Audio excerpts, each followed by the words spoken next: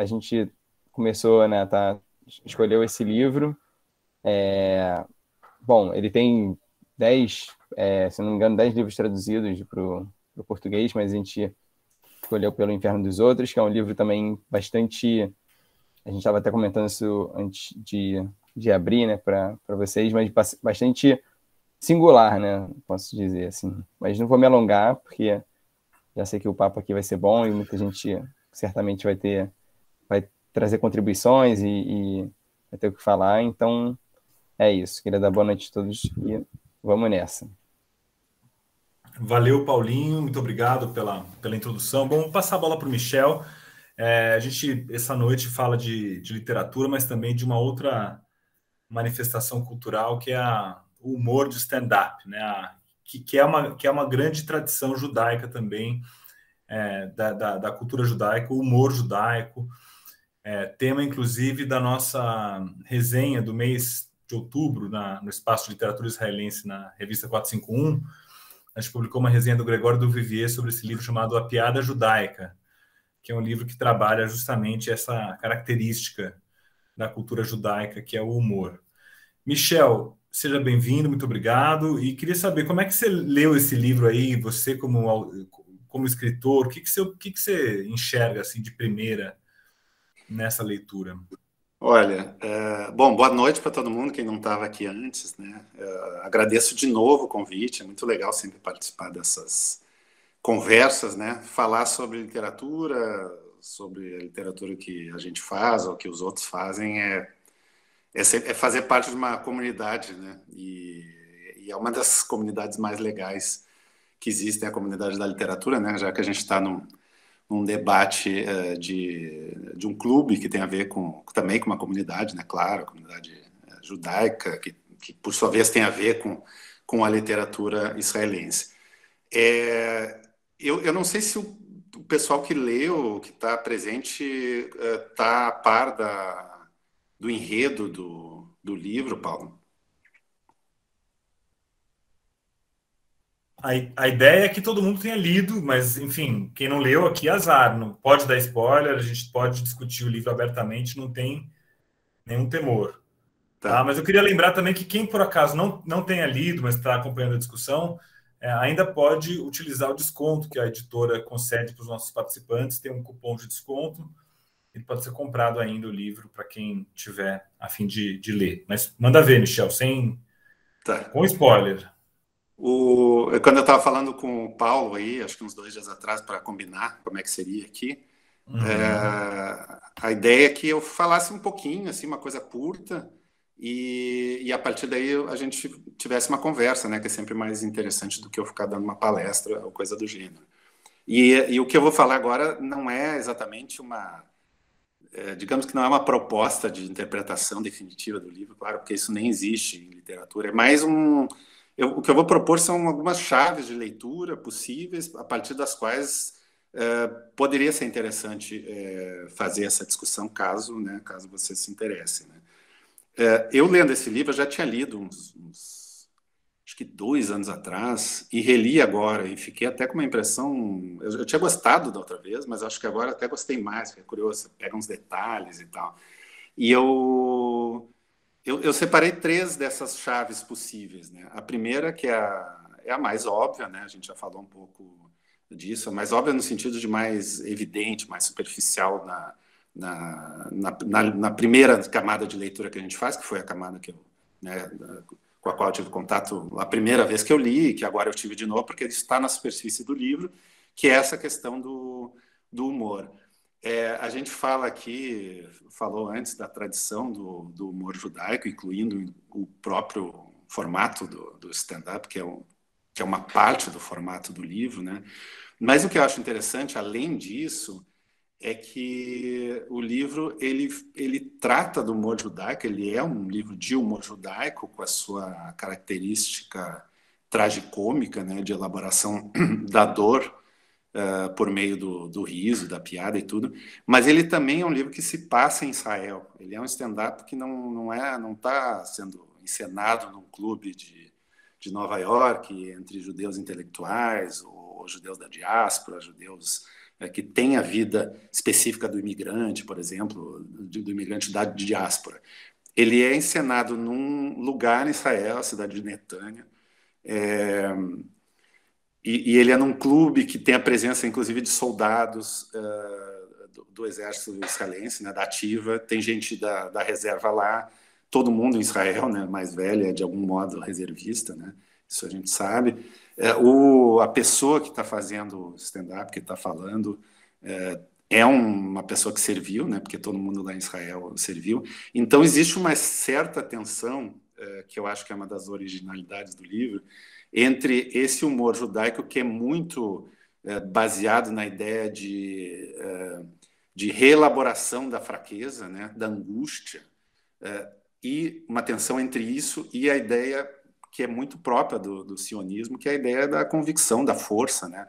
O sionismo ele não surge no século XX, ele é uma ideia anterior e tal, mas no século XX ele vira história, né? Porque ele vira o Estado de Israel. O Estado de Israel passa a ser o sionismo, né? Existiam muitas correntes dentro do sionismo lá no século XIX e tal, mas quando chega na hora que Israel é fundado e a partir daí a história aí dos últimos 70 anos aí de Israel, ela se tornou objetivamente uma história de mudança de imagem dos judeus no mundo em relação ao que tinha acontecido antes, né? Em especial na Segunda Guerra, mas também muito antes. Então, esse humor que é da é o humor da não convicção, digamos assim, ele entra em choque muito com a mentalidade do nacionalismo israelense, digamos assim, que está muito representada ali, inclusive na plateia, porque o que o stand-up, o comediante diz, o Dovali, causa muito incômodo, não só pelas coisas pessoais que ele expõe ali, mas porque ele faz muita piada também com o ufanismo e o nacionalismo israelense. Ele implica com a esquerda e tudo, mas ele também fala muito dessa questão da ideia nacional. E isso já é uma diferença em relação a um livro ou essa tradição do stand-up judaico que a gente está acostumado a lidar. Então, essa seria a primeira chave do livro, entraria a ideia de Israel, né, que afinal aqui é um clube de literatura israelense, então acho que Israel começa a entrar no livro nisso, né, não só nisso, mas a princípio nisso, e aí mais adiante a gente chega numa segunda chave que seria uma outra tradição judaica, que eu acho que está presente no livro, que é essa tradição que é uma coisa um pouco, talvez, o pessoal aí que entende mais disso pode me corrigir, mas talvez seja aquela coisa um pouco rabínica mesmo, assim, dos dilemas a serem resolvidos ou não resolvidos, né? A literatura judaica ela tem uma tradição, por exemplo, dessa coisa do shtetl ou do gueto, aquela coisa do Isaac Bashevis Singer, dos contos em que um rabino tem que, sei lá, resolver uma briga de vizinhos por causa de uma galinha, ou coisa assim. A ideia do julgamento de alguém estar analisando moralmente, espiritualmente, a conduta alheia também faz parte dessa tradição judaica. E isso dá, tanto num sentido assim mais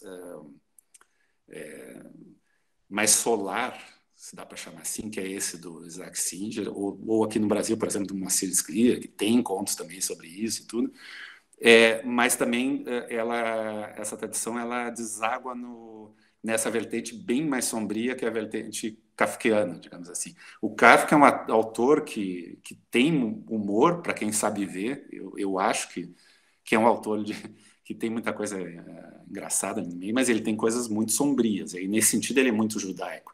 E ele tem muitos textos que tratam dessa questão legal, judicial, claro, processo, veredito, tem várias, né, vários aspectos da obra dele que, de algum modo, a gente poderia relacionar com esse livro, porque o livro que a gente vê, esse show de stand-up, que é dentro do livro ele é posto como um discurso, né, na superfície assim do livro, ele é apenas um discurso que alguém está dizendo ali, né, com coisas engraçadas, coisas não tão engraçadas, coisas tristes, não, mas a gente às vezes esquece durante o livro, isso é um dos truques do livro, e muito bem feito, é o que faz parte da força dele, né?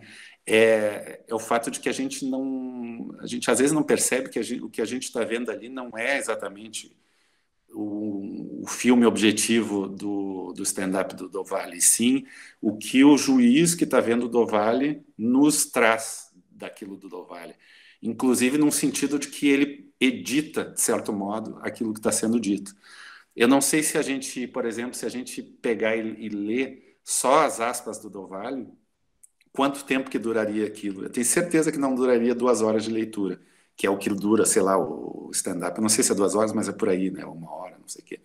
Então, provavelmente, a gente está lendo um sumo daquilo, e se não estiver lendo um sumo, pelo menos a gente está lendo aquilo no ritmo que o juiz, o Grossman, claro, né? Mas o juiz, ele quis que a gente lesse, porque tem vários trechos que correm soltos ali, né, que ele sai contando piada, não sei o quê, mas de vez em quando o juiz para tudo e descreve alguma coisa, um olhar externo sobre o próprio Do Valle e sobre ele mesmo, sobre o juiz. Então, o juiz está julgando aquilo, né, que ele vê.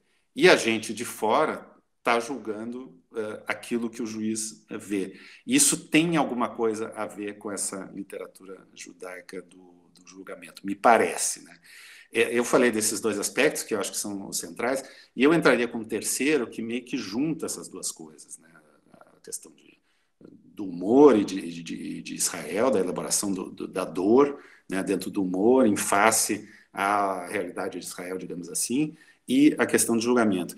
Eu diria que essa terceira chave, ela une as 2 primeiras, quando a gente percebe que nessas camadas de leitura, que começam com o discurso do Do Valle, depois vão para o juiz, é o juiz julgando o Do Valle, depois a gente pode pensar que o Davi Grossman, que é o escritor, ele manipula o juiz para que o juiz manipule o Do Valle, né, diante de nós, e aí entra a questão nossa, né, como leitor. A gente também, de certo modo, está julgando a manipulação que o Grossman bota em cima do juiz, que bota em cima do Do Valle. Claro que tudo isso não é tão consciente, racional assim, mas eu acredito que quando a gente lê, até emocionalmente, o livro, é um pouco isso que a gente faz. E eu estou dizendo tudo isso porque tem uma questão que é muito importante na biografia do David Grossman, acho que quase todo mundo aqui sabe, eu acho, que é o fato dele ter perdido um filho na guerra em 2006. Essas coisas muitas vezes não aparecem diretamente no livro, talvez não tenha nada a ver com o que eu estou dizendo, com o que ele pensou na hora, mas a gente lendo e tendo, né, consciência desse fato, é uma camada de leitura que pode ser posta também aí. O David Grossman, quando morreu o filho dele em 2006, num episódio daquela chamada Segunda Guerra do Líbano, né? Foi um foguete do Hezbollah que pegou no tanque que ele estava, né, se eu não me engano, e ele morreu. Na época, o Grossman estava escrevendo um livro sobre alguém que perdeu um filho na guerra. Só que já estava no meio, foi uma coisa assim que ele não explica muito essa história, mas segundo ele diz ali, meio rapidamente, ele teria terminado mais ou menos o livro que ele estava escrevendo, mas esse não era ainda um livro sobre a história. Ele veio a escrever sobre essa história mais tarde, num outro livro, que é de 2010 ou 2011, e é um livro cujo nome até... Putz, me escapou agora, porque eu li até, enfim, uma edição em inglês e tal, que é um livro estranho, ele é meio prosa, meio poesia, sobre uma mulher que tá andando e ela está fugindo da notícia, ela sabe que vão dar notícia, uma notícia dessas para ela, uma notícia trágica, e ela está fugindo. E ainda é um livro muito etéreo, muito metafórico, digamos assim, bom livro, assim, acho bonito e tudo, mas ele não é um livro tão direto. E eu acho que é o meu palpite que esse livro que veio depois, né, O Inferno dos Outros, de algum modo é o livro que ele de fato elabora isso, porque o que ele fala de morte o tempo inteiro, né? O juiz perdeu a namorada ou a mulher, o Do Valle fala sobre a morte da mãe, né? É um pouco a dinâmica da coisa, tudo vai convergir nisso, e O juiz acha, em determinado momento, que não está no fim do livro, não é o clímax do livro, está lá na primeira parte, mas eu acho que é uma parte importante do livro. Ele acha que o do Valle está doente, né? Ele dá essa certeza, né? Ele se convence disso. O leitor não sei se convence, eu fico na dúvida, acho que é uma coisa meio aberta do livro. Mas o importante é que o juiz acha isso. Então a gente tem 3 mortes aí que eu estou citando, e eu acho que isso tem muito a ver provavelmente, com a questão do Grossman e do filho dele. Eu falei que tinha 2 chaves no início, uma sobre humor, Israel, claro, humor, dor versus Israel, né? A segunda do julgamento, e eu acho que entra aí. O julgamento é óbvio, porque a gente está vendo tudo isso, né? E de certo modo, a gente está julgando a elaboração da dor do Grossman por meio da elaboração da dor do juiz, que, por sua vez, está filtrando a elaboração da dor do Valle, né? Isso é uma coisa do julgamento. Mas a questão do humor judaico, digamos, da diáspora, o típico humor judaico de elaboração de dor, versus a convicção e a força da realidade israelense, eu acho que também dialogam com essa questão do filho do Grossman, que afinal foi morto numa guerra de Israel, né? Um país militarizado que mata o filho de 20 anos do escritor. E isso, nessas piadas sobre Israel, na tiração de sarro com a esquerda, que é contra isso, que é pacifista, que ele é mesmo pacifista, eu acho que está tudo isso tudo é um grande bolo aí que na mistura também, de algum modo, está falando dele mesmo, do David Grossman. Então, eu começaria com essas 3 propostas, né, o que talvez seja uma só, e a partir daí passaria a palavra para o pessoal daí. Maravilha, Michel. Você traz aí, então, 3 camadas de leitura, né? E eu sou, começando pela última, eu sou do seu time aí, que eu acho que tudo que ele escreveu depois que perdeu o filho foi marcado por essa experiência, né? Muito difícil que não seja, né? Sim. Tinha até o Ricardo Araújo Pereira, que inclusive é um humorista de stand-up português excelente e teórico do humor. Ele fala muito da aproximação com a morte do humor, e ele fala, né, que a morte, quem vive a morte de um filho, se sentou na pedra de Agelasta, que é uma pedra da mitologia grega em que Deméter se senta depois. Então você fica ali nessa situação sempre. Eu li um texto do Grossman outro dia no Haaretz, que era sobre a morte do filho. Então, assim, isso eu acho que tudo acaba sendo sobre isso. Essa chave é indispensável. E no primeiro ponto que você falou sobre o humor em Israel, eu fico pensando que o humor de stand-up e o humor judaico são calcados na autodepreciação, né? Só que no caso ele deprecia Israel. Só que Israel também não é o outro, quer dizer, ele não está fazendo aquele humor demolidor que destrói o outro no sentido, seria o palestino, seria o... Então é muito incômodo esse sentimento, porque ele é autodepreciativo, mas da nação e não do indivíduo, né? Enfim, são coisas que eu pensei ouvindo você. A Maria Emília falou aqui que o livro se chama Mulher Foge, e ela falou aqui também que, salvo engano, Grossman estava no Brasil, numa flip, quando recebeu a notícia. Eu acho que sim. Era a flip do... Eu estava nessa flip, era a flip que Nelson Rodrigues, aquela de 2005. Que estava o Hitchens, eu acho. É de 2005, eu lembro, que foi dominado por esse tema, aquela flip, né? É verdade. Foi pouco depois, se não me engano, ali dos acordos todos desmoronarem, né? E as coisas degringolarem de vez, né? Foi realmente terrível. Pessoal, então, quer dizer, eu vi uma chave aí essa coisa dele tratar de uma outra forma cultural, que é o stand-up, então, como se fosse um desenhista que está desenhando uma escultura, né? Ele tem uma coisa estranha de decalque, o livro, né? Está decalcando um discurso outro. Essa segunda chave traz uma chave filosófica também, né? O Kafka, ele é até citado no livro, ele cita ali ele cita o veredito. O veredito, Castelo, o juiz é uma figura kafkiana. Maria Emília levantou a mão. Maria, por favor, seja bem-vinda. Vamos participar. Maria Emília, que foi editora do Michel por vários livros aí. Deve ser até hoje uma leitora privilegiada. Basicamente, eu não estaria aqui se não fosse ela, né? Vai lá, Maria Emília. Tá no mudo. O microfone está desligado. Isso.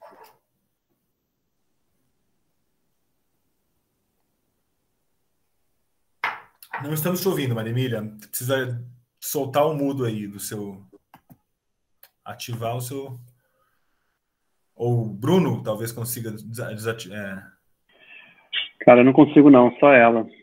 E ela disse que travou. Ai, Maria, sai e entra de novo, porque a gente quer te ouvir. Por favor, tá bom?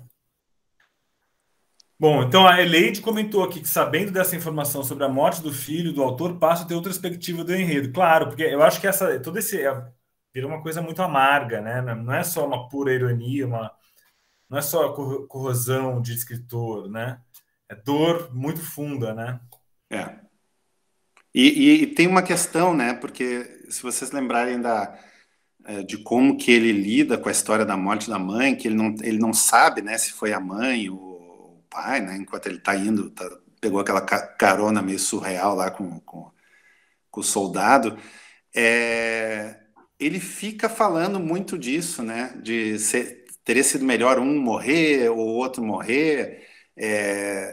Isso é uma coisa que tem é muito de filho isso, né? É muito de ponto de vista de filho. Acho que todo mundo em algum momento da vida passou por isso, né? Por essa dúvida que é muito típica, é terrível. É quase um tabu, né? Todo mundo aprende a tentar não pensar nisso, mas todo mundo já pensou nisso em algum dia. E aí Maria Emília conseguiu. Ele está botando no ponto de vista do filho. Ele como pai fala, muito. Eu acho que tem muito a ver com essa história, assim. Boa. Maria Emília, conseguiu aí? Estamos te ouvindo. Oi. Oi. Porque eu estava apertando o negócio errado. Tia, total. Michel, querido, eu só vou falar para te dar um beijo aqui, ó. Saudade. Não, mas agora na verdade, o que eu queria dizer é que em inglês, e eu acho que em Israel, em hebraico, em inglês, em várias línguas, o livro chama Um Cavalo Entra no Bar. Isso, esse novo, né? Esse mesmo, esse aqui, ó. E no Brasil ficou esse título sartriano, né? O Inferno dos Outros, que eu acho que puxa, quer dizer, eu particularmente acho que Um Cavalo Entra no Bar seria muito mais interessante, porque tem um clandé, uma piscada com todas as piadas e é uma, enfim, sei lá, não, é só uma opinião minha, que eu acho que esse título aqui, ele já te direciona para uma determinada leitura, que se fosse só o comecinho de uma piada, não seria. Tem um trecho, outra coisa só, que é um trecho do livro, né? Tem.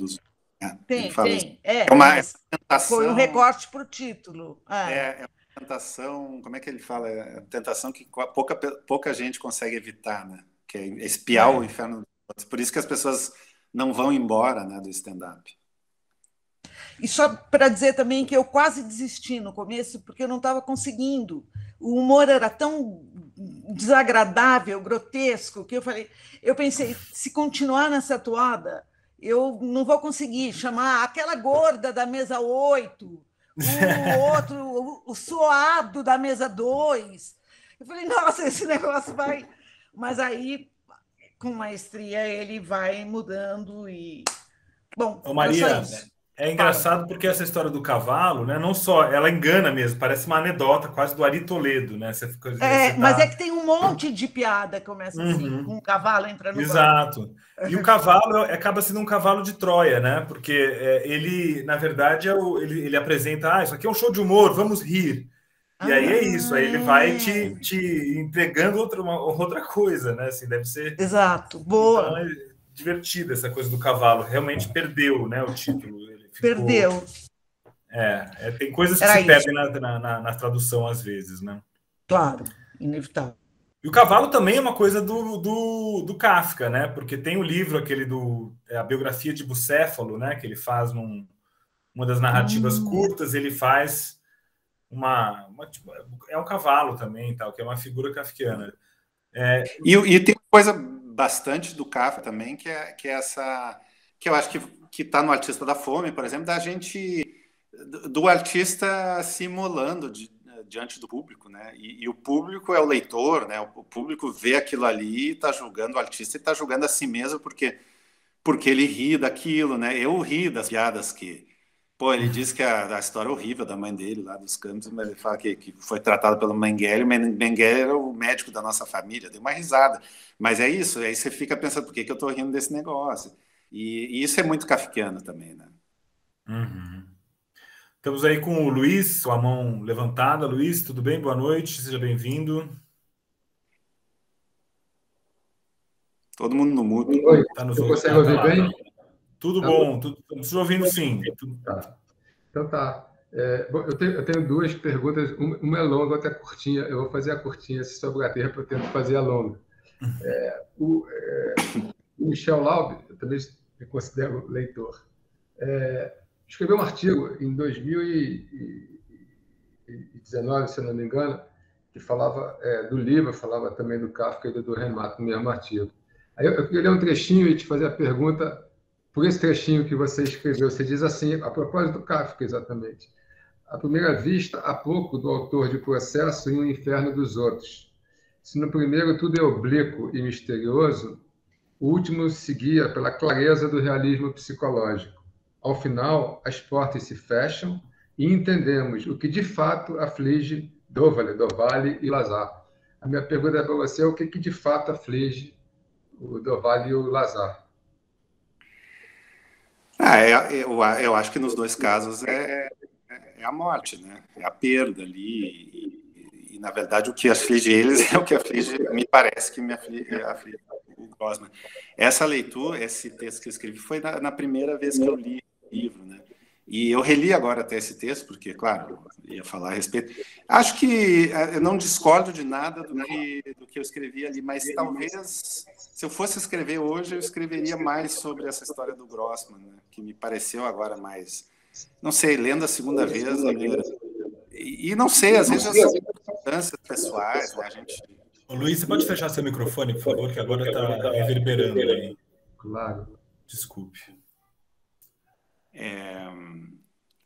Às vezes são circunstâncias pessoais, né? De ler agora, num tempo depois do que a gente teve no Brasil, aí na pandemia, com a coisa desse luto geral, assim, eu acho que isso acaba também definindo muito a leitura. A leitura sempre um pouco é a circunstância que a gente está vivendo naquele momento, né? Nesse texto aí que eu escrevi, acho que deve ter uns 2 anos, eu fiz essa coisa com o do Remat, né? Que é um autor suíço, que é um texto dele que chama A Pane, que é uma história de um cara que está na estrada e o carro estraga, ele vai parar eu acho que se passa na Suíça, num vilarejo, né? Ou não tem localização, mas enfim, é uma coisa bem europeia, assim, e tal, e ele vai parar numa cidadezinha, porque o carro está estragado, e aí ele acaba hospedado numa casa X, lá, uma casa grande, e participa de um jantar que está tendo naquela noite, um jantar esquisito, assim, com os caras locais ali, com os dirigentes da cidade, tem o prefeito, acho que tem o delegado, não lembro, assim, mas as figuras de autoridade da cidade, e aí ele vai se dando conta que aquilo, na verdade, é uma brincadeira que eles fazem, uma espécie de julgamento informal, e ele não sabe muito o papel que ele tem ali, e daqui a pouco ele se dá conta que o papel dele é o de réu, né? E é uma coisa bem kafkiana, assim, obviamente que é uma homenagem ao Kafka e tal, por isso que eu até fiz essa junção. E eu acho que o juiz, no livro, ele tem um pouco isso, porque ele vai parar lá no negócio, o cara, o Doval chama ele para, literalmente, né, me diga o que você viu, né, ele fala assim, ou seja, me julgue, né, ele pede para ele chegar lá como juiz. Então ele chega naquele lugar, senta naquele clube barato e tal, e quando ele se dá conta, o juiz está sendo julgado também. O juiz é um pouco réu, né? Ele não é mais juiz, ele é réu, porque ele mesmo se auto-julga e tal. Então, eu achei que tinha um parentesco com essa história do Remat, que, por sua vez, tinha um parentesco com o Kafka. Então, o Kafka também faria um triângulo entre as três coisas. Tal. Mas, enfim, é outra chave possível de leitura, mas que tem um pouco a ver com as que eu falei também. Não deixa de ter, né? Luiz, quer fazer a sua segunda pergunta mais longa? Vamos lá.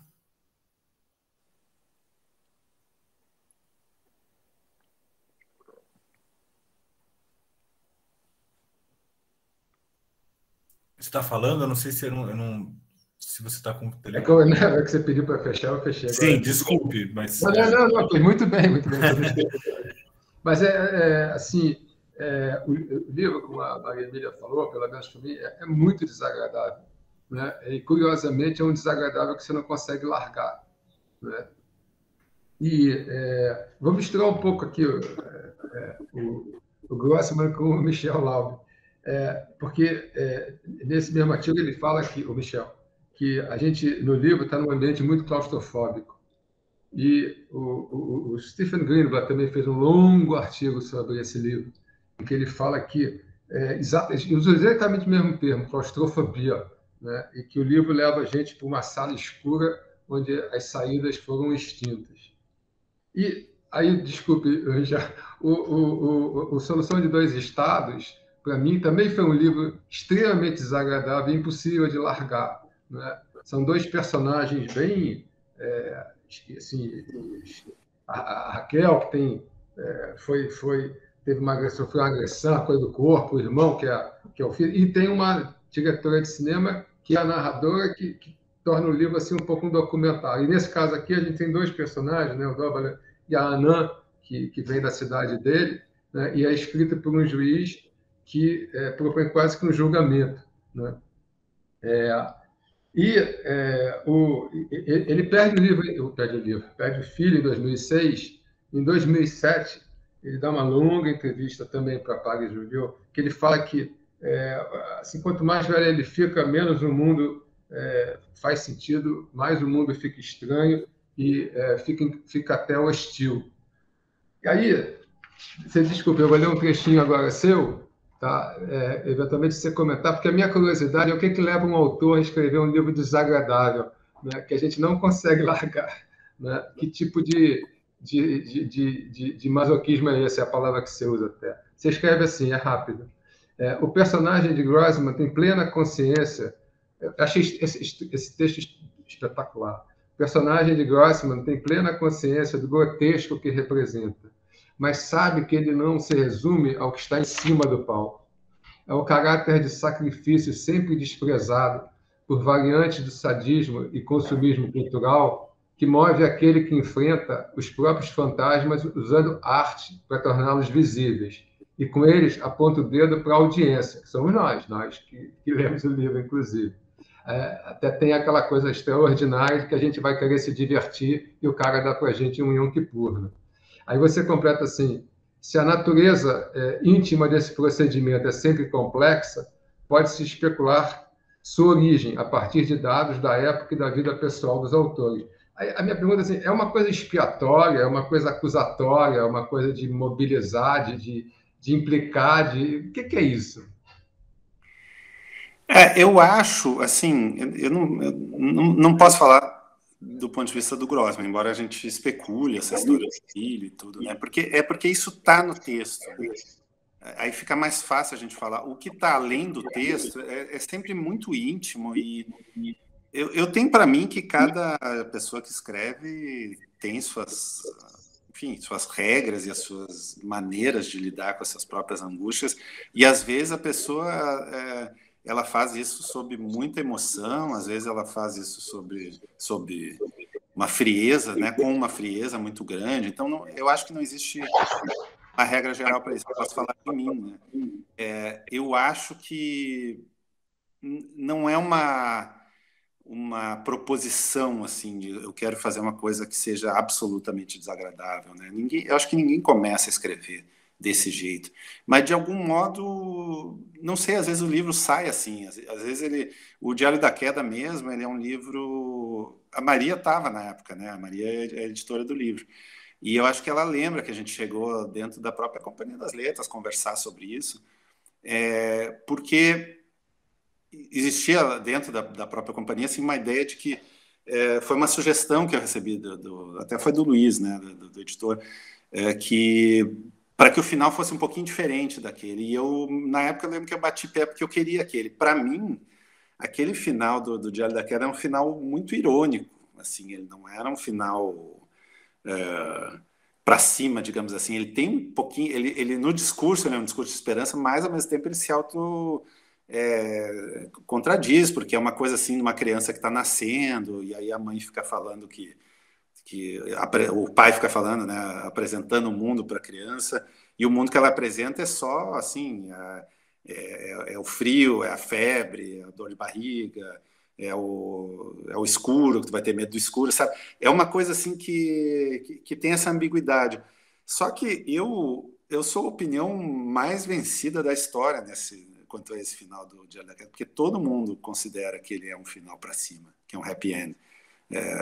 Inclusive parte do sucesso relativo do livro, não é nenhum best-seller, não é nada, mas ele é um livro que circulou bastante, e muitas vezes o retorno que eu recebo é em cima dessa esperança no final que ele tem, não sei o quê, e não foi exatamente intencional. Assim como parece assim meio maluco assim, mas o Solução dos Dois Estados, eu acho que o final, para mim, quando eu estava escrevendo, eu sei que não é um final, um happy end, não é nada disso, mas ele tem uma força assim, de convicção, de discurso, de resistência, principalmente do ponto de vista da personagem mulher, que para mim não deixam ele ser um final para baixo, digamos assim. O livro não é para baixo nesse sentido, para mim, né? Agora, as pessoas, né, você, muita gente está lendo o livro assim. Então, no fundo, é isso, é um diálogo entre quem escreve e quem lê, e a gente não tem muito controle sobre isso, né? Muito bom, isso é exatamente a perda do controle do autor sobre a interpretação do livro, é uma coisa que acontece. O livro, assim, digamos que na comparação com música, assim, se você tem uma banda punk, é óbvio que você está fazendo uma música que é agressiva, né? E esse talvez seja meu livro punk, né? Dentro de todos os meus livros, talvez um dos. Eu tenho esse e tenho o Gato Desadeus, são os dois livros mais punks, digamos, que eu escrevi. Só que o punk, o moleque lá que está fazendo música punk, se é que alguém ainda faz isso hoje, acho que punk é coisa de velho nessa altura, mas o punk não era só assim, vou cuspir na cara da sociedade, não tinha uma coisa de energia também, comunitária, com seus amigos, você gostar de dançar com seus amigos, agressivamente, não sei o quê. Sabe, eu gostava de música punk, eu não ouvia música punk para deitar Michel, na cama. Eu curioso isso, você está falando de punk, me lembrou do artigo que você publicou recentemente na revista Piauí, que também fala de um mal-entendido sobre obra e o público, né? Que é sobre a Legião Urbana. Era uma banda meio punk, que no início era punk, e cujas letras, que eram de crítica da sociedade brasileira, da redemocratização, da hipocrisia brasileira dos anos 80, virou hoje viraram hinos meio bolsonaristas, meio, enfim, de um certo conservadorismo anti-estatal, né? É interessante, porque o mal-entendido acaba sendo um assunto seu, né? Pelo que o Luiz falou, você mesmo agora, esse artigo da Legião Urbana, e acho que esse livro também do Grossman tira partido disso, dos mal-entendidos, né? Ele fica toda hora enganando todo mundo, né? Os personagens, o leitor e tal. Eu acho que o mal-entendido é um tema de todo mundo que escreve. Eu duvido que alguém que escreva em algum momento da sua vida não se pegou, não sei, chateado com alguma má interpretação, nem que seja da própria crítica, que não gostou, uma crítica negativa, que é a típica, né, segundo nós mesmos, escritores, é a má interpretação, porque os críticos não entenderam como o livro é maravilhoso, né? Então a gente fica chateado, não sei o quê. Mas eu acho que isso é universal, todo mundo que escreve tem isso. Agora, tem um tipo de pessoa que escreve, que eu acho que é o meu caso, que está mais sujeita a isso, porque escreve livros que tem uma certa... Isso, sim, é um pouco proposital, né? Tem uma certa ambiguidade. Meus livros todos têm, né? Esse Solução de Dois Estados, eu tenho minha posição política, que para mim está muito clara, é o manifesto lá no Twitter, não sei o quê, mas eu tenho certeza que dá para ler esse livro, assim, sabe? Olhando bem, o que será que é esse livro? Para que lado que ele está apontando exatamente, né? E eu gosto disso na literatura, porque eu acho que a literatura é o espaço para isso, né? Eu não estou ilustrando só minhas opiniões, porque são opiniões meio de lugar comum, né? Que todo mundo tem, né? Eu acredito que todo mundo aqui tenha uma opinião muito parecida sobre, sei lá, fora Bolsonaro, coisa assim. Mas eu não vou escrever um livro sobre fora Bolsonaro, porque não me interessa. Interessa o que a literatura ela pode apresentar além disso, né? Porque senão a gente ficaria só no discurso da política, né? Mas tem um pouco também, assim, uma certa tendência, vamos dizer, um livro, por exemplo, Torto Arado, né? Não traz ambiguidades, né? Os personagens que são bons são, de certa maneira, bons, não tem muita... Esse jogo, esse mal-entendido, ele acontece pouco, tá muito claro ali, um pouco lá. Agora, não sei também... O Lanhas queria falar. Desculpa, fala. Não, desculpa, só sobre o Torto Arado, teria que perguntar para o Itamar, porque o livro ele foi escrito numa época em que ele provavelmente não tinha nenhuma ideia do que viraria o livro, né? Inclusive, quando o livro saiu, eu até escrevi sobre o livro no Valor. Quando eu escrevi sobre esse livro, o livro não era hype ainda, né? Assim, porque acho que demorou um ano para virar realmente o que ele virou. Ele já era um livro que estava sendo comentado. Ele viralizou nas redes, né? Ele ganhou o prêmio Leia, que é um prêmio importante pelo valor e tal, mas demorou a engrenar as vendas mesmo, né? Exatamente. E eu acho que esse livro tem uma coisa que talvez não seja essa ambiguidade de personagem, coisa assim, mas ele tem um lance que dá para chamar de ambiguidade, que está um pouco fora das páginas, mas isso faz parte do livro, que é essa coisa assim, ele está falando de ancestralidade, digamos assim, que é um tema que naquele momento era um tema muito importante, assim, que se tornou um tema muito importante. Então teve esse casamento de circunstância com a leitura, e isso torna o livro, de certo modo, ele não está falando daquilo o tempo inteiro, tão claramente, mas quem lê se sente, né, a pessoa, sei lá, uma pessoa negra que lê aquilo, se sente identificada, com essa identificação ela faz uma relação com aquilo que está acontecendo no Brasil, no momento. O Bernardo Carvalho falou que ele ouviu uma pessoa falar assim, a leitora elogiando o livro, falou assim, eu me senti abraçada. E ele falou, eu não quero fazer uma literatura para que os leitores se sintam abraçados. Acho que isso responde um pouquinho ao que o Luiz estava perguntando sobre escrever livros agradáveis ou desagradáveis, né? Talvez. Em certo sentido, sim. Agora, de novo, eu acho que essa noção do que é agradável ou não, às vezes a gente não tem quando a gente está escrevendo, e muitas vezes a leitura, ela muda também ao longo dos anos, né? Essa coisa de um livro ser pessimista ou não, é muito relativo, ou até tem um texto, uma entrevista engraçada do Martin Amis, até eu sempre cito isso, porque ele tem a ideia de que não existe literatura boa que não seja... Ele usa a palavra em inglês funny, né, que é engraçada ou divertida, depende de como a gente for traduzir. E ele dá vários exemplos, e assim, tá, tudo bem, tem os livros satíricos que ele gosta, não sei o quê, literatura em inglês, aquela coisa. Mas ele fala, por exemplo, Tolstói como um autor divertido, ou Dostoiévski, e a gente não tem isso. O Kafka mesmo é um autor que muita gente não acha engraçado, divertido. Uhum. Mas, às vezes, a diversão está fora daquela superfície do texto, está no que a gente... Assim, o Thomas Bernard é um autor satírico e engraçado, ok. Mas ninguém vai dizer que o Coetzee é um autor engraçado, né, digamos, o sul-africano, que é um dos meus escritores preferidos. Quando eu começo a ler o Coetzee hoje em dia, eu começo a rir. Porque ele é tão maluco nas coisas que ele faz que é um riso carinhoso, assim, de, porra, olha só o que esse cara está fazendo. E aí, sabe quando você ri de um amigo maluco seu? As coisas que ele está fazendo não são necessariamente engraçadas. Mas ele é maluco, obsessivo, está repetindo as mesmas coisas. Não sei. Você acha engraçado e você ri, é um riso de carinho, de identificação com um amigo. E eu acho que a literatura, às vezes, tem isso, né? Então, um livro pode ser escrito para ser muito desagradável, mas você lendo aquilo, você gostando de quem escreveu, tanto tempo depois, em outras circunstâncias, você pode achar até engraçado. Então, isso tem na literatura, né? Então, eu não fecharia a questão de que algum livro é desagradável ou não é. Depende, né? Depende muito. Legal. Vamos agora para o Lanhas e o Paulinho depois. Lanhas, e aí? Oi, boa noite, pessoal. Vou até fazer o pessoal está falando aqui no chat da Pitts, eu vou falar um pouco também sobre isso, falando que ela desanda o show de stand-up do Vale. E a Maria Emília, ela trouxe uma questão no início muito importante, que eu também não sabia, que era o título, um cavalo entra no bar, alguma coisa assim. É engraçado que a tradução, tudo se perde, né? E se ganha uma outra coisa, porque é uma questão de decisão. O Michel Laub falou que ele tira do trecho do livro, da página 86, né? A tentação de espiar o inferno dos outros. É engraçado que no título original o livro tem como autor o piadista, o Do Vale, porque a piada é o mote da piada dele, um cavalo entra no bar e tudo mais. E no título brasileiro deram a autoria do livro para o juiz, que é quem no final acaba escrevendo. Então, isso é uma coisa interessante de você ver que a autoria do livro mudou, né? A edição brasileira deu a autoria do livro para o juiz.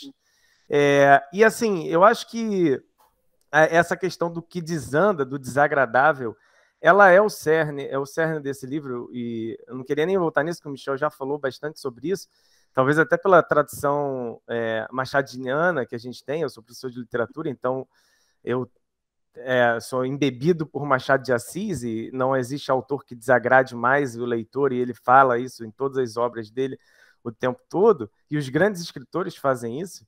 E aí eu sinto que, voltando ao livro aqui, eu não quero falar sobre Machado de Assis, quero falar sobre o Grossman e sobre o do Vale.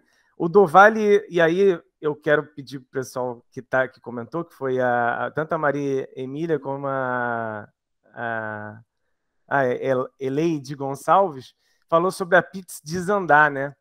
Ele está tentando fazer o show e ela não ri na hora que ele tenta fazer a piada, e ela ri na hora, agora você achou graça, né? É engraçado que o do Vale, ele tenta a todo momento desagradar o público, e por isso que ele vai riscando no quadro, cada pessoa que sai, ele vai riscando lá. É uma ambivalência, né? Um sentimento ambíguo de tipo, ele atingiu um objetivo que é expulsar aquelas pessoas, e ao mesmo tempo ele fica lamentando algumas pessoas que saem. Mas assim, você sente que quando ela desanda o show dele, ele não se sente mal, ele adora isso. É um joker, um clown que adora o caos, né? Que adora ser interrompido, que adora que tenha um desalinho. E ele não gosta quando ela elogia ele, né? Quando ela diz que ele era legal, ele tenta, né?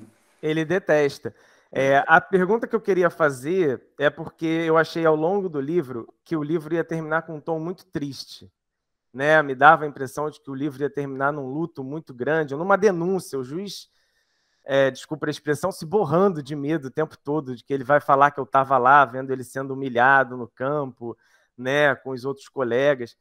E na página 124, quem quiser pode abrir aí, é uma parte que começa o juiz falando. Ele fala assim: o público ri, se diverte. Do Vale bebe um gole de garrafa térmica e olha para mim interrogativamente, na expectativa, como se quisesse saber o que eu estou achando da história até agora. Talvez de toda a apresentação. E eu, numa espécie de instinto idiota e medroso, fecho a cara para ele, apago dela toda a expressão e desvio meu olhar. E ele dá um passo para trás, como se tivesse sido atingido por mim. Aí ele fala assim, dá uma quebra de parágrafo grande. Por que fiz isso? Por que neguei apoio neste momento? Quem me dera eu soubesse. Compreendo tão pouco a mim mesmo e nos últimos anos cada vez menos.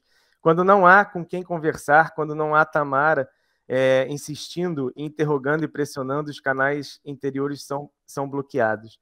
Lembro da fúria dela, uma vez no tribunal, quando foi ver o caso de um pai que tinha abusado da filha. Seu rosto estava sem nenhuma expressão, ela vociferou comigo em casa. A menina expôs toda a dor dela ali, olhou para você suplicando, só esperando que você desse alguma indicação, por menor que fosse, de simpatia, de compreensão, um só olhar que lhe dissesse que seu coração estava com ela, e você... Expliquei a ela que aquela era a expressão que eu deveria exibir num julgamento. Mesmo que por dentro eu esteja explodindo, não posso deixar que percebam, nem o mínimo que seja, pois ainda não firmei uma opinião. E o mesmo rosto de pedra que dirigia aquela garota, eu também dirigi depois ao pai dela, quando ele apresentou a versão dele. A justiça deve ser notada, e a empatia que tenho pela garota eu vou expressar sem sombra de dúvida, porém no veredito. Mas aí, disse Tamara, será tarde demais para o que ela precisava quando falou com você naquele momento terrível. E me lançou um olhar estranho que eu nunca tinha visto em seus olhos. Eu marquei essa página e falei assim, ler toda. Eu escrevi aqui, todo veredito é tarde demais? Michel Laube, você que falou de julgamento. Bom, no direito, né, eu estudei direito, tem essa questão da celeridade da justiça, ela é tão importante quanto a justiça, né? Isso é considerado. Eu acho que esse trecho, ele está falando dele mesmo naquele momento e está falando do livro, do que acontece no livro, né? O livro é um pouco isso aí, né? o veredito vai vir mais tarde, vai vir do leitor, em cima do que o juiz pensou, depois que tudo já tiver acabado ali, né? Então, acho que entra um pouco naquilo que a gente estava falando antes. Esse trecho aí, você falou que é página 124, o livro tem, acho que 200, né? Talvez. Tá sem o... São 200 cravadas. 198 e 200 eu acho com que glossário. Tá marcando bem uma transição ali do próprio juiz, né? Porque essas coisas, né? O livro também tem isso, né? Tem várias coisas nesse livro, né? Mas uma delas é que o juiz, claro que está ali para julgar o Duval, está ali para ser julgado por nós e está ali para julgar a si mesmo, enfim, um julgamento de todos contra todos, né? Mas o juiz ele vai mudando, né? Ele vai mudando, inclusive, a opinião dele sobre o Duval, né? Em determinado momento ele elogia ele muito, assim, como ator, ele começa a ficar embasbacado mesmo com o talento dele. E eu não lembro se é antes ou depois disso, mas esse período aí é o período da transição. E ele vai chegar no final destruído também junto, né? Aquilo vai abalando ele a ponto de chegar no fim e ele tá numa irmandade ali de dor com o Duval e tal. Isso aí isso aí, a gente estava falando antes que é um livro bastante filmável, né, tudo, mas isso é muito típico de roteiro também, né? Está pronto para o roteiro, transformação do personagem que chega de um jeito e sai de outro, né? Personagem juiz. E o Duval também, né, de certo modo, porque ele começa como um cara desagradável, que faz piada desagradável, e tu vai entendendo daqui a pouco o que está acontecendo.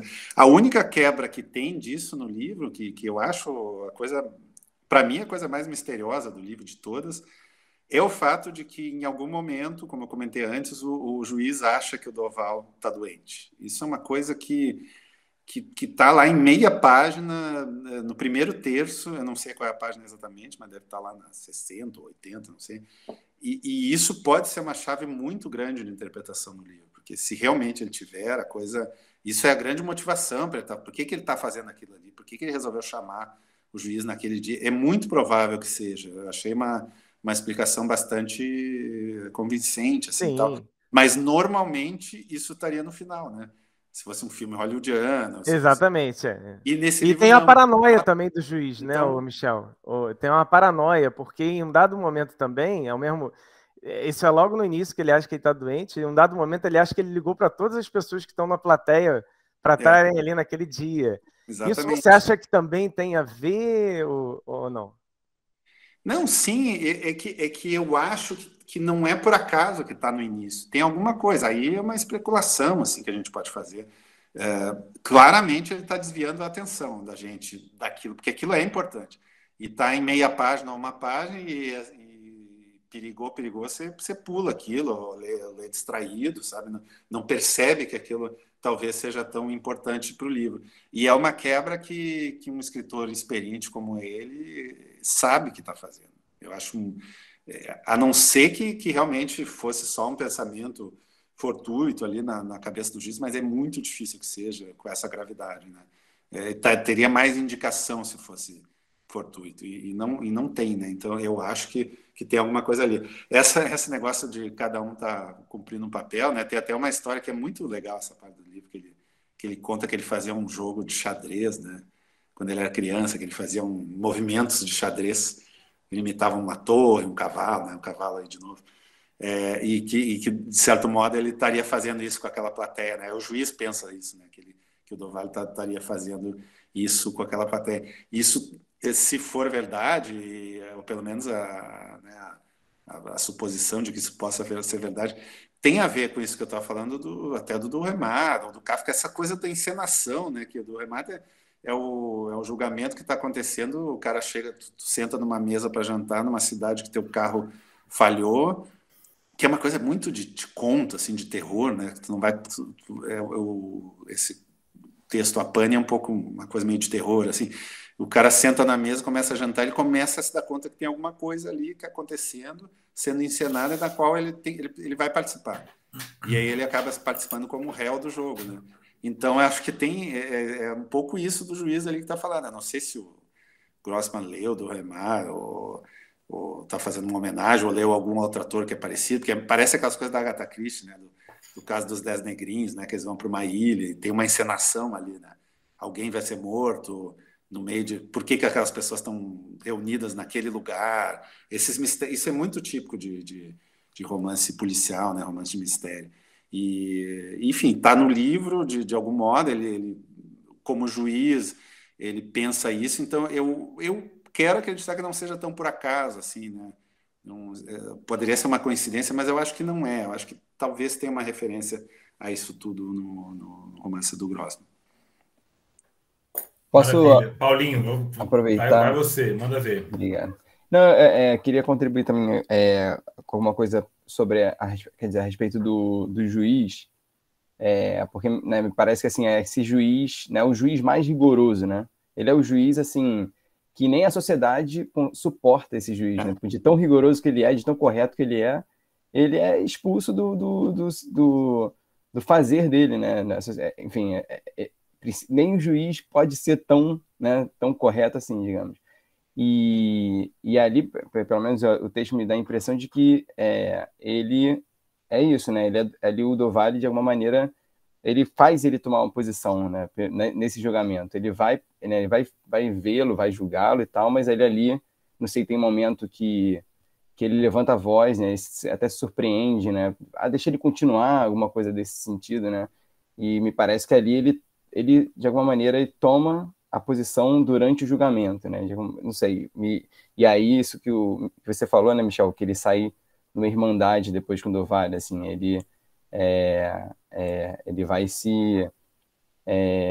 enfim, ele vai tomando essa posição. Mas eu também queria chamar a atenção para outras duas coisas. Assim. Uma que você falou desse humor judaico, mas e ao mesmo tempo que é uma história que se passa, né, um stand-up em Israel.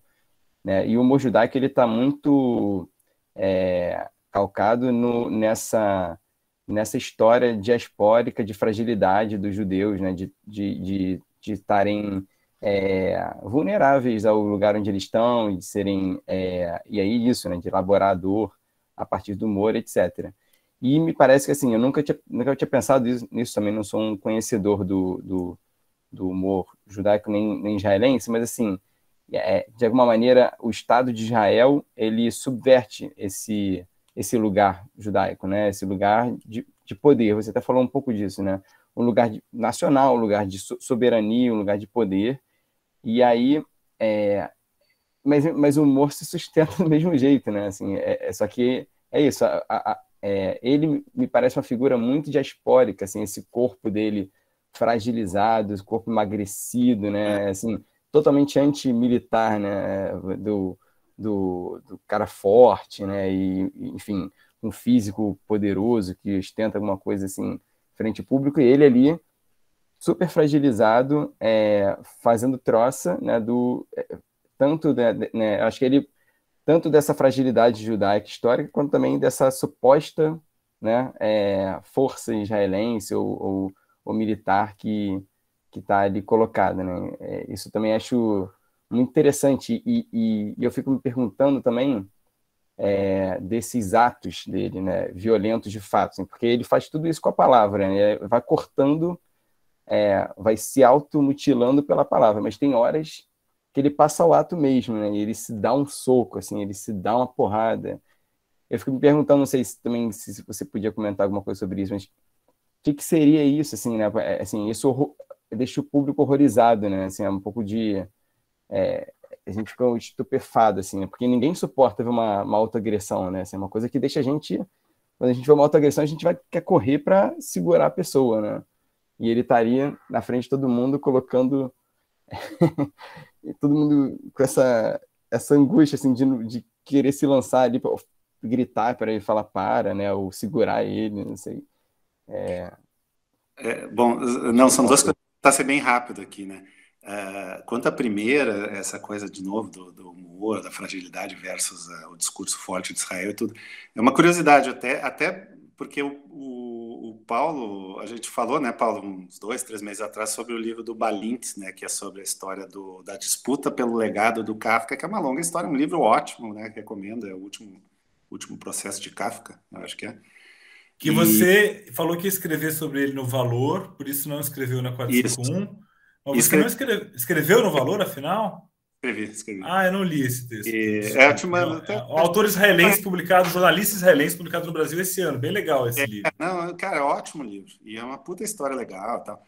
E ela tem um pouco isso, tem uma curiosidade ali no meio, porque a gente está falando negócio de Israel, do humor, não sei o quê. O Kafka ele não foi reconhecido como um autor importante em Israel até talvez os anos 70, uma coisa assim, né? Isso tem lá no livro, porque justamente ele era um autor que falava da angústia judaica, né? Da fragilidade. Israel era o contrário disso. Hoje não, hoje ele é o patrimônio de Israel, ele virou...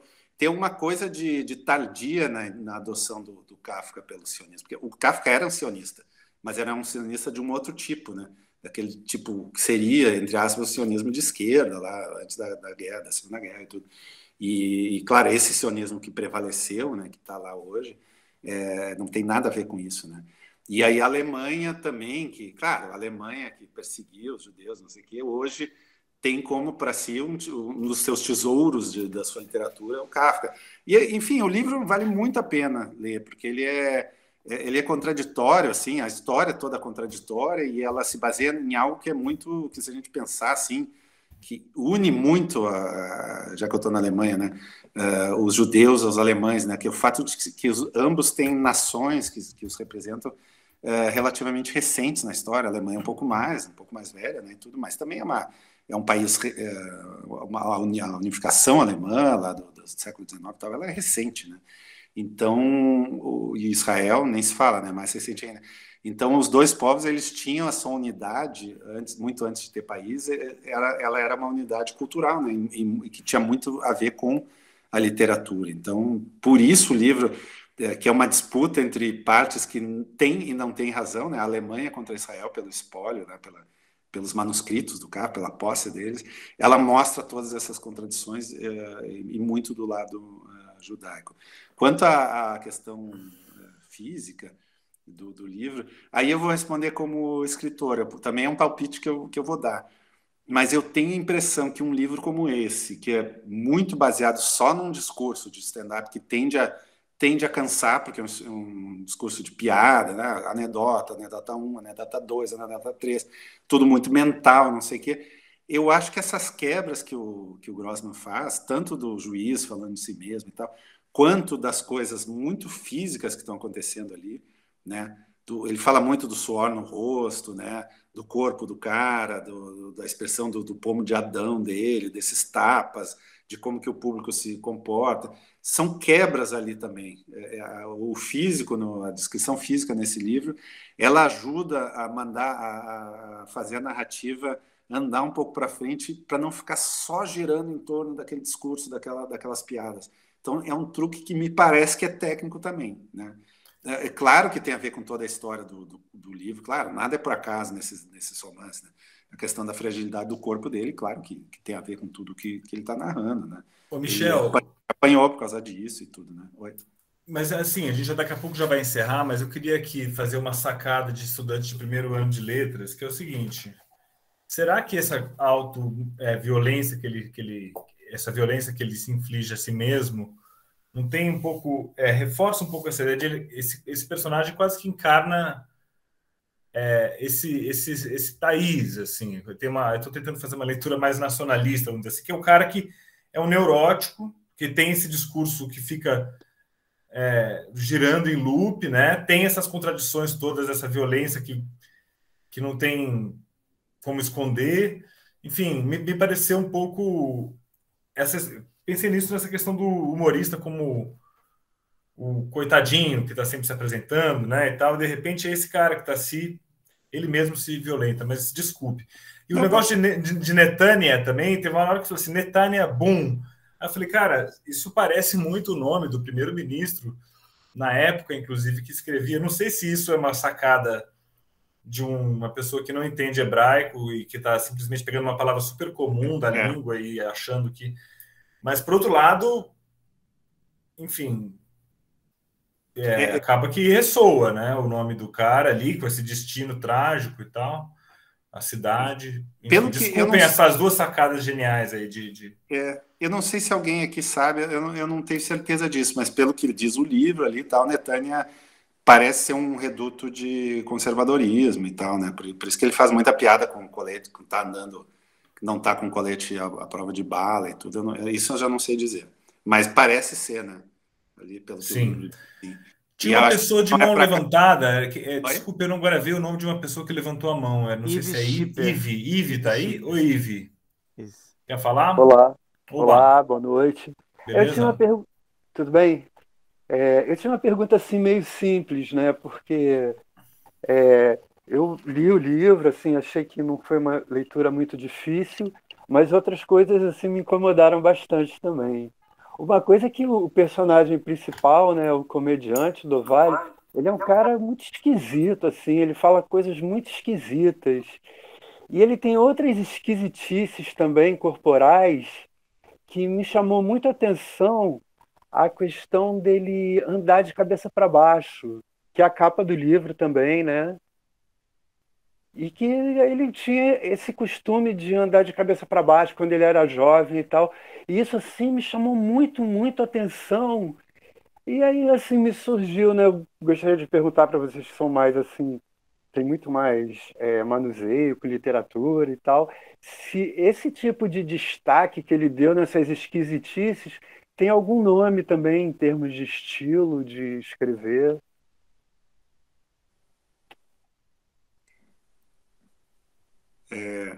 Não sei se nome não diria assim, mas são detalhes muito coloridos do livro, assim, né?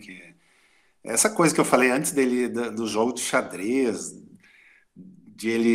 são coisas que talvez até o Grossman, não sei se é dele ou de alguém que ele conhecia, enfim, mas são coisas muito específicas e muito interessantes, né? Essa coisa de andar de cabeça para baixo é maravilhosa. Não sei se existia alguém que fez isso ou ele inventou e tal, mas claro, tem super a ver com a ideia do personagem, né? Que é um personagem todo torto na vida, inclusive, né? E tudo.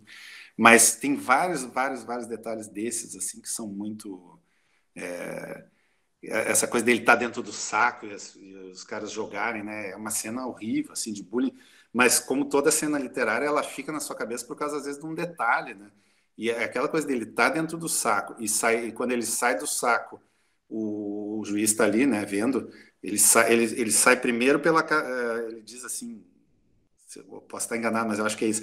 Ele diz que primeiro sai a cabeleira negra, né, que é um cabelo encaracolado. Ele já tinha dado esse detalhe lá atrás, que ele tinha o cabelo enrolado, né, em preto.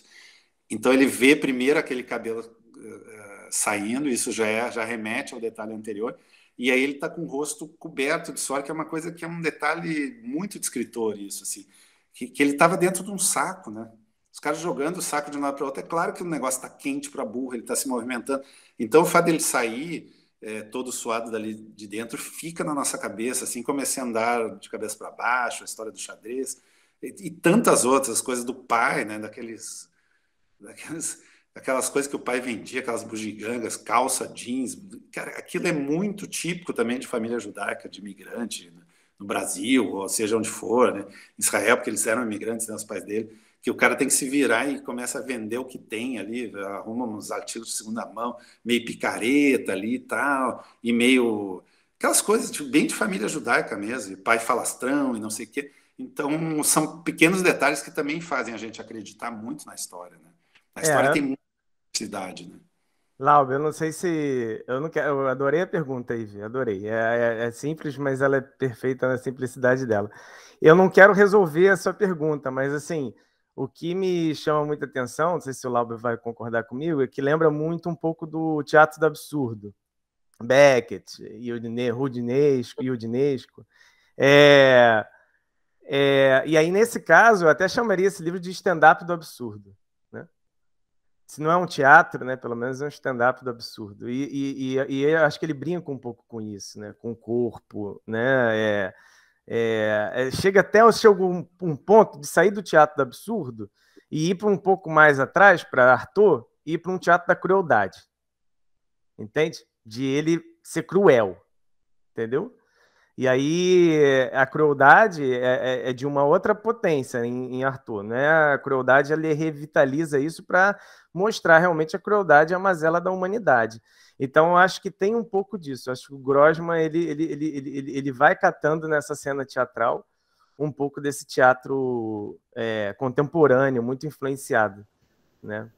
Mas eu não sei se isso te responde, mas se você fosse ler Beckett, eu acho que talvez você ia encontrar algumas coisas ali, porque eu acho isso muito Beckettiano, andar de cabeça para baixo e ele sair correndo de cabeça para baixo, né? Eu acho isso incrível. Enfim. Pessoal, citando Beckett, fim de partida logo mais. A gente precisa encerrar nosso evento em breve. Eu queria só, enfim, temos aí mais duas pessoas. O Luiz novamente quer falar, Luiz? Tá mudo, tá no mudo.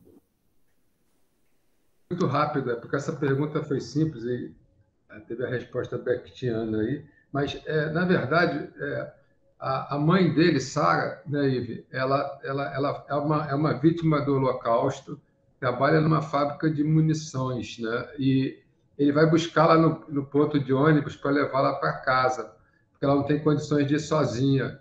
E ele fica muito envergonhado de ter uma mãe dessa maneira. E ele começa a andar de cabeça para baixo, justamente, ele até fala assim, e aí eu andava de cabeça para baixo para que não reparassem nela, né? Então, assim, um dos momentos mais sensíveis e delicados assim, do livro. É muito doloroso, né? O andar de cabeça para baixo começa pela vontade de tirar a atenção da mãe doente, né? Só isso. E posso complementar também, de alguma maneira, o humor dele, né? Parece que ele gira em torno de tirar a atenção de alguma coisa, né? Ficar descentralizar ali, né? Desconcertar. Eu queria só fazer uma contribuição final, Paulo, também. Alguma coisa que ficou muito na minha cabeça lendo o livro, assim, que tem uma parte logo no começo que ele fala que, né, o público ri, e fala assim, o público ri, um grande suspiro contido é exalado na risada. Talvez o público risse também para salvar de si mesmo o homem que está no palco. Que estranho contrato está se delineando aqui. E qual a minha parte nele? Né, quem fala isso é o juiz. E eu fico pensando também nesse sentido da piada, né, do humor, quando a gente ri, né, que a gente compactua com o que está sendo dito, né? E essa estratégia dele, eu acho, enquanto humorista, quer dizer, né, os humoristas usam isso, né? E aí você fica um pouco constrangido, se eu vou rir disso, se eu não concordo, né? E eu acho que, ao mesmo tempo, ali ele vai saindo do humor e entrando nesse discurso da vida dele. E aí, o que me trouxe, assim, eu ia falar o filme, né? Que a gente falou tanto dessa questão cinematográfica. Mas o livro me parece ter falar um pouco do que a pessoa, o outro, suporta escutar, né? Assim, de qual o nosso limite, assim, o que a gente suporta escutar da dor do outro. Por isso que talvez, assim, esse nome do inferno dos outros, enfim, não está no plural, né? Mas eu acho que de alguma maneira é interessante isso, assim, porque quando alguém para falar da sua dor, né, a gente consegue escutar isso, né? Como é que isso é difícil, né? Escutar a dor do outro. Não sei, eu fico um pouco com essa sensação que ele vai ali, isso, né? Ele vai testando e essa marquinha que ele vai fazendo, Lange, talvez também seja isso, né? Que as pessoas não estão disponíveis, não estão dispostas a escutar o sofrimento do outro. Elas não querem, elas estão ali para rir. Então, se for para falar de sofrimento, vou embora. Paulinho, isso me lembrou um cartoon do Arnaldo Branco, né? Que esse cartunista carioca genial, que ele chamava Stand-Up Tragedy. Aí era o Édipo falando: se vocês não acreditam no que aconteceu no caminho de Tebas e tal, ele ia contando igual um humorista de stand-up, né? Essa tragédia. Acho que esse poderia ser uma representação desse livro aí, esse cara.